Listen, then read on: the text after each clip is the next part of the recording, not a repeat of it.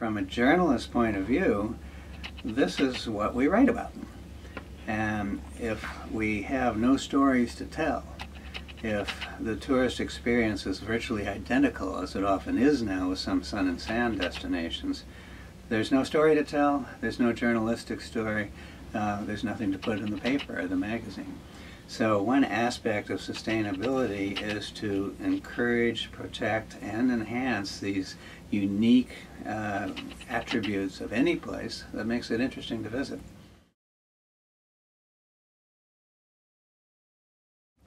What makes, I think, the most sustainably inclined destinations special is that when you get right down to it, the people who live there care about the place. For 7 years here at National Geographic, we did surveys of expert opinions on destination stewardship, and we found that a lot of the places that tended to score high, Norway was one, the state of Vermont was one. These are places where people actually argue a lot about what's going on there. You know, should a highway go through here? Should we have a shopping center here? Is this particular development good? The places that scored low, nobody argues. They just, oh yeah, sure, we'll do that, sure, whatever. Or the people have no role in it.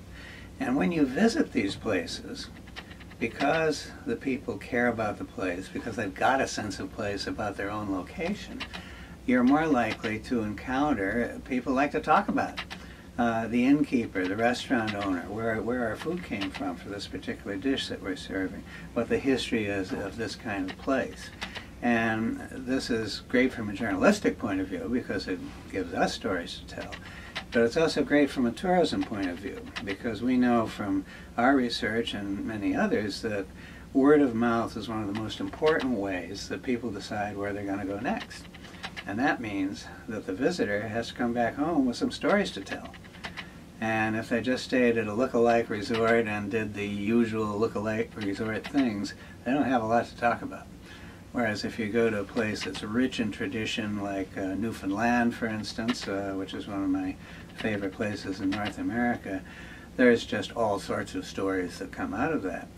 And one example is a little museum. It's a private enterprise owned by two guys in a town called Twillingate on the north coast of Newfoundland. And it's a little museum of the life of the outports in Newfoundland. So it kind of presents you with a cultural history of what life was like there. But the reason it's a great little museum is that the fellow who takes you around is a terrific storyteller. And he can have 12 people standing absolutely enraptured watching him while he cleans a fish. Not because that's fascinating, but the stories he's telling are fascinating. And people will go home and say, if you go to Twillingate, take Bill's tour. That's storytelling. And it is an appreciation of the heritage of a place when local people are involved in conveying it.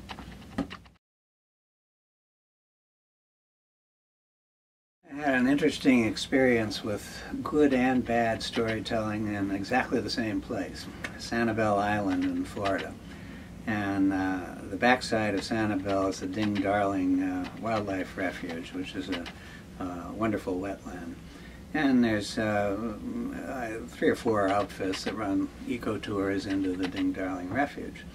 And my wife and I took one, and this fellow got a bunch of us in several canoes out in the middle of the water, and then lectured us for about 20 minutes about all the evils of development and why terrible things were happening in Florida and so on and so forth. And he was kind of preaching to the choir. After all, these were people taking an eco-tour. But we didn't really learn a whole lot about the wetlands. We learned a lot about his feelings about things. And then a couple of days later, we took another tour. This time led by a naturalist who took us into a quieter part of the refuge and showed us how the ecosystem worked. And you know, he scooped out some of the mud and showed the little amphipods in there and explained how they were the base of the food chain and went through it all. And he did it in a very gentle and intriguing way. And he said at the end of it, a little wistfully, I wish I could get some of those legislators in Tallahassee to come down here and see this. And he left us with a story to tell. Well, the other guy did too, but it wasn't quite the right story. But this is the kind of interpretation that is so important in the travel experience and promoting not only sustainable travel, but sustainability in general.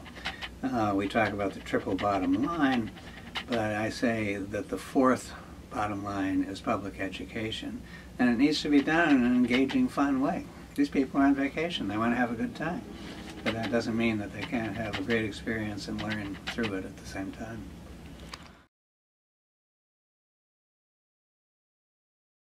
When I travel, I look for an experience that is unique to the place I'm visiting.